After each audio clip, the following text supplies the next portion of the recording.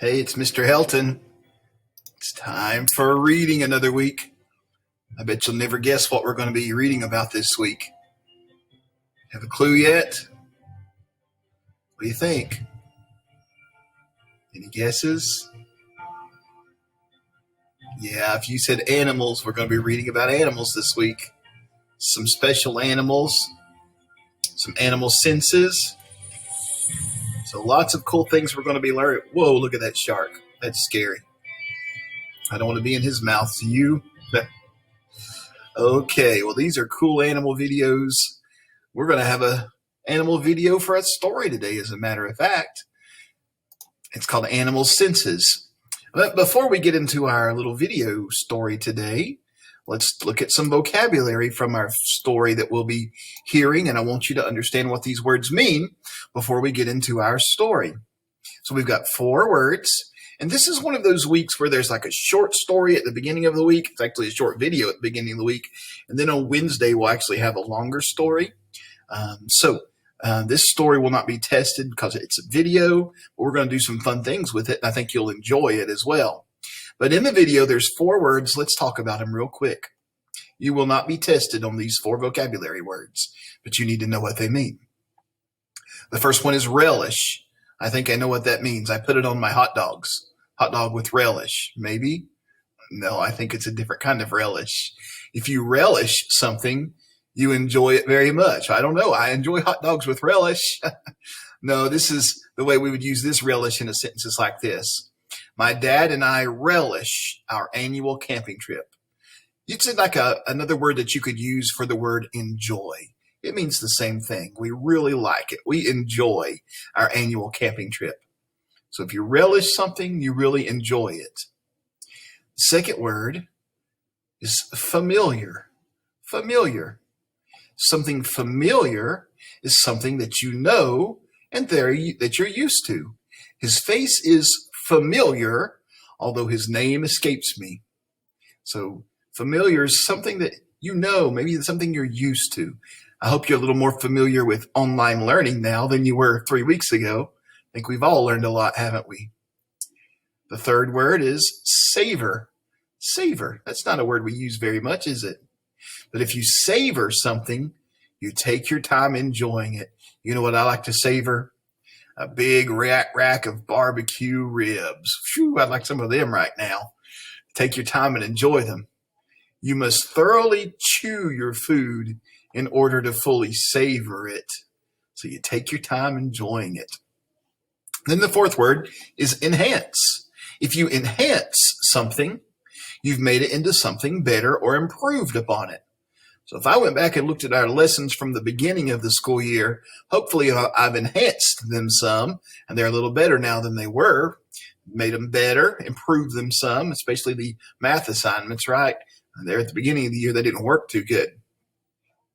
The sentence they gave us is, his appearance on TV last week served to enhance his popularity. It made it better. It improved his popularity. So 4 words you're going to hear in our video story: relish, familiar, savor, and enhance. And as we listen to our story today, I want you to think about this. When we are about to read a story, sometimes it's good to ask questions and then answer them as we read the story or hear the story read to us. Ask and answer questions before, during, and after. When you're reading, it helps you do 3 things. Helps you make predictions about what might happen in the story or what will happen next in the story. It helps you clarify things that might seem unclear. I didn't understand what the author meant when he said this, so I'm going to keep reading and try to find out. Or it can help you think more deeply about the text. Here's some example questions we might ask. When is this happening? Is this story from the past? Is it a present day story? Is this story from the future? Who is this person? What's this character and who is this character in the story? What will this story be all about? Where in the text can I find the answer to my question? And why did the author write this? That's that author's purpose, right? So think about these questions right here. And we're going to prepare to listen to a little video called Animal Senses. Oh, we're talking about senses. Mr. Wood wanted me to let all students know that if you have gym class tomorrow, you will still be running the mile after your pictures. So if you'd like to bring a change of clothes, please do so you can do that. Also, Haley, hang on 1 minute. Toby, you need to be bus runners. Thank you. Okay, sorry about that. Miss Carrie had to make some announcements. So as we get ready to do the informational video here, and that's what it's called. Yes, last week we looked at informational texts, the science behind sight. We learned a lot of facts about our eyes from watching that. And this week we're looking at a video, an informational video. And in the video, an informational video, here's some things we can expect. There will be a narrator explaining what's happening on the scene. Sometimes they have real people, real places, or real animals that may be used to help viewers understand the topic.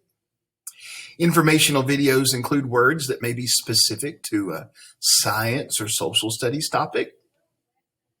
And producers of videos may include losing my voice, may include sound effects or background music to make the video more interesting. I like the exciting music in videos, don't you?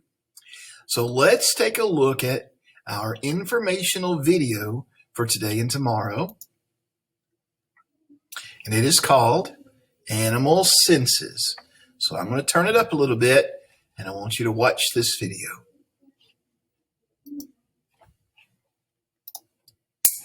What are the 5 senses? Come on, everybody.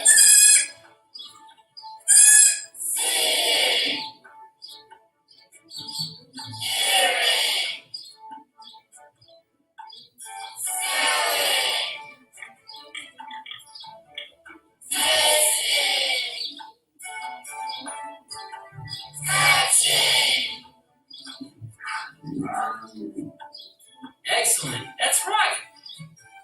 We know the senses because, like our friends and fellow primates, the monkeys, we possess them ourselves. Are senses important? Oh, yes. But many of us often think of senses too simplistically, as merely the ways and means to enjoy life thoroughly. Without giving it a second thought, we relish the sight of a prospective mate showing off his or her best qualities. We all enjoy hearing the sound of a good singing voice, or hearing the familiar sound of a friend calling our name. Who doesn't savor the delicious smell of a favorite food?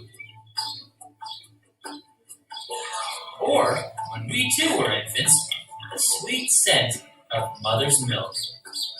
And taste? That's got to be a favorite sense of everybody's. It's one thing to smell that yummy morsel, but another to chew it. Then to savor it on our taste buds before swallowing. And touch? Who doesn't like the comforting touch of a friend or family member? In the animal world, the senses are far more than just a means to enhance pleasurable experiences. It's through the senses that animals survive. There are 2 main strategies of staying alive. Does anybody know what they are? Find food and avoid enemies. Find food and avoid enemies. Got it now? After those 2 essentials have been attended to, well, there's time for having a family. Exploring the world. And playing with friends. Or just thinking deeply about the complexity of the universe. In regards to the senses, nature is the great compensator. Depending on where an animal lives and what it eats. Take, for example, this magnificent black rhino. He has very poor eyesight, Does that put him at risk for predators? Heck no. Just look at it. He has no natural enemies except, unfortunately, man. The rhino is an herbivore or a plant eater, so he doesn't have to have good eyesight to hunt prey. He just sniffs out his meals. Rhinos also have terrific hearing. Take a look at those ever-alert ears. In fact, knowing which sense or senses in an animal are the strongest or the most highly developed will tell you a great deal about how the animal lives and survives. Take a look at this rabbit and this reindeer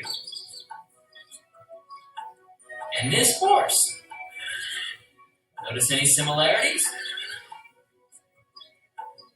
Animals that are preyed upon have eyes placed laterally in their skulls,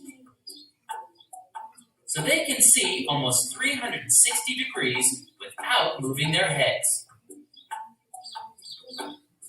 Prey animals, or those animals high on a predator's meal ticket, don't have very strong binocular vision, so they don't have very good depth perception.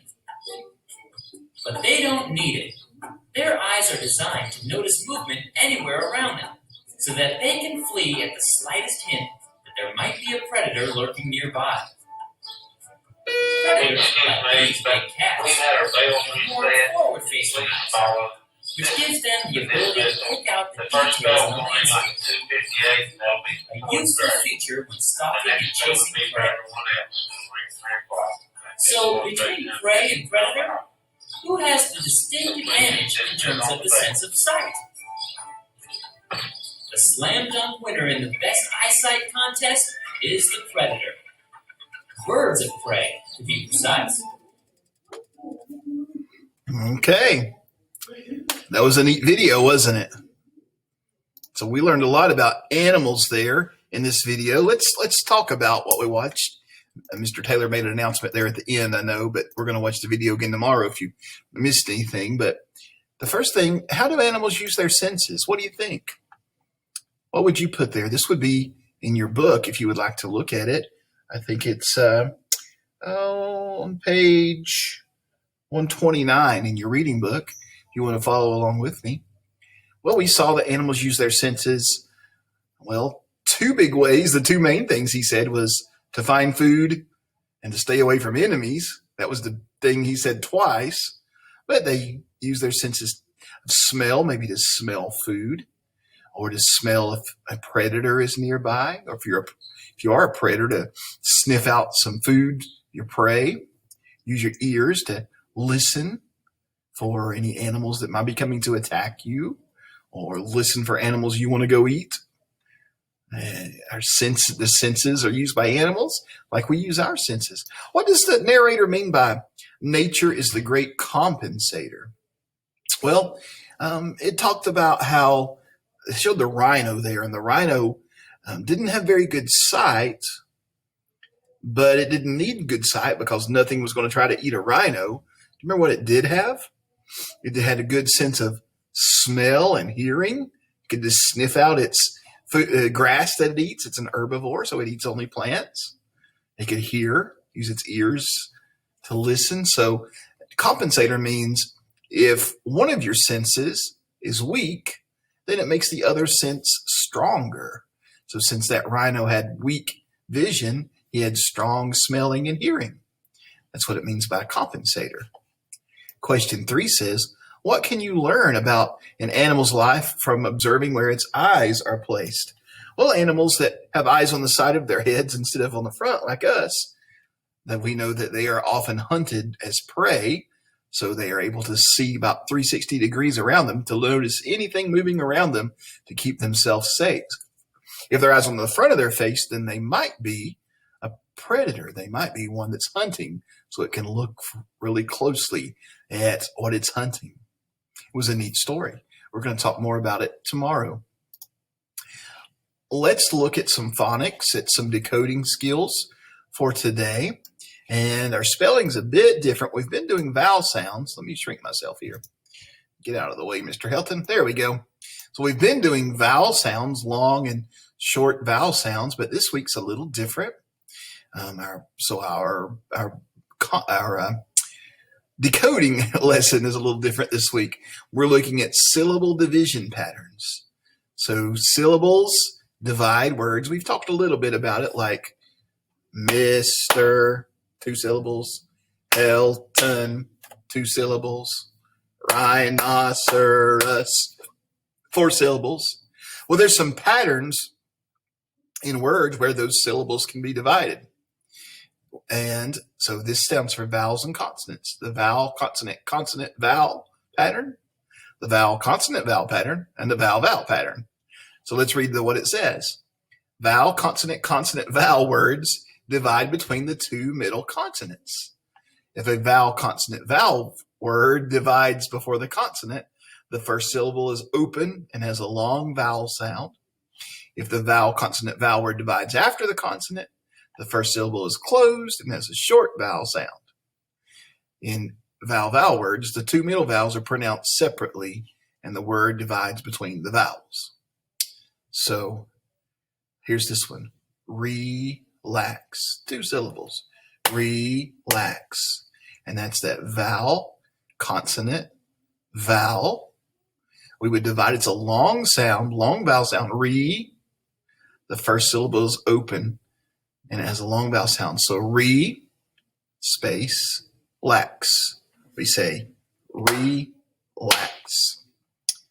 Fancy. Fancy.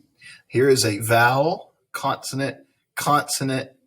We don't think about Y as being a vowel, but it's sometimes a vowel. Vowel, consonant, consonant, vowel. Fancy. So it divides between the middle 2 consonant. Fan, C. Blanket. Vowel, consonant, consonant, vowel. So it divides between the 2 consonants. Blanket, blanket. Nature. Vowel, consonant, vowel, long A, splits here. Nature, nature. Okay, vowel, consonant, vowel, but this is a short. So what does it say about short? If a vowel, consonant word divides after the consonant, the first syllable is closed and has a short vowel sound. So limb, it, limb, it, limb, it. Okay, so that one's a little different. Cruel, it's that consonant, vowel, vowel, consonant. Cruel. We usually say cruel, 1 consonant, but it's cruel. It's actually 2 syllables, cruel, and it divides between the 2 vowels. Okay. We can go beyond. It's that vowel, consonant, vowel with a long. So beyond. Museum. Museum. Museum. Museum. Museum. How do you say it? I'm not real sure about that one. It's a long U sound. I think it splits right here. Museum. I don't think we really say museum, do you? Museum. Split it right there. Cactus. Vowel, consonant, consonant, vowel. So it goes between the 2 consonants. Cactus. Believe. Long vowel here. So it goes after the vowel. Believe. Costume. Okay, got the 2 consonants in the middle here. Costume. Visual. Visual. Got 2 vowels in the middle. It's that vowel pattern. So it's visual. Visual. Visual. We got 3 syllables. Vi. And then ju. And then ul. So that's a 3-syllable word. Visual. Robin. Rob. In. Got a short vowel here, so it goes after the consonant. Rob. In. Casual. 3 consonants. Cas, because it's a short vowel. You. Ul. 3 syllables. Casual. And then this is like that one. Genuine. Gen. You. In. 3 syllables. Genuine. She was certain that Charles would win the medal. Certain, that two consonants there, goes between there. Certain, Charles, between the two consonants, would win the short E, medal. Okay, well, there we go. Here's your spelling words for the week. And I want you to take a look at these crazy guys this week. Do you notice anything about these spelling words? What's this word right here? Do you know it? Homophones. Homophones. Homophones are words that sound alike, but they're spelled differently. They sound alike, but they're spelled differently. So let's look at these. What's this word? Wait. Wait. They both say wait, but they're spelled totally differently. It's that different patterns for the long A sound, isn't it? AI and EIGH. They both say the A sound. Heard. Have you heard the news? Herd. We saw a herd of rhinos. Days and days. 7 days in a week.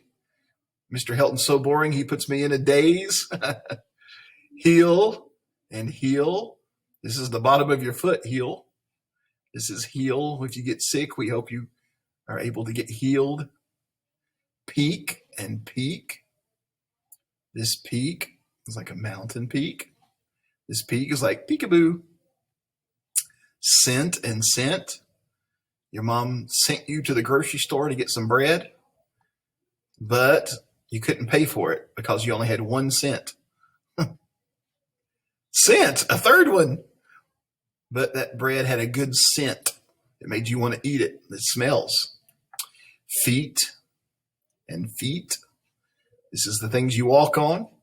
This would be like a courageous something you did, a great feat. Vain, vain, and vain.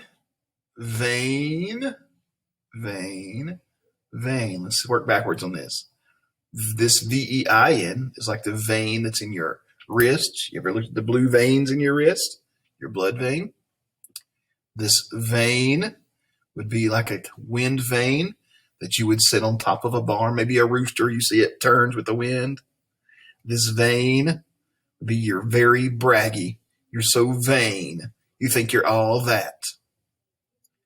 Minor, minor. You're a minor because you're not 18 years old. Anybody less than 18 years old is called a minor. Or if you work in a mine all day, you're a minor. Allowed, allowed. Mr. Helton allowed you to use your science book on your science test. And Mr. Helton read the story aloud. Whose and whose? Who's finished with their work? Who is a contraction for who is. Whose. And this is whose. Whose shoes are these? Who it belongs to. Okay. Well, what I want you to do today is to go to your assignment. We don't have anything but one little assignment to do. This week we're going to work again on capitalizing proper nouns in sentences. So you'll need to go to that assignment now and work on capitalizing the sentences. I did put a storyline online story after this slide about animals, an animal. So if you'd like to read or listen to that story be read to you and take an AR test today, you certainly can do that next. But don't forget to go do your language assignment for today. Hope you have a great day, and we'll see you a little bit later.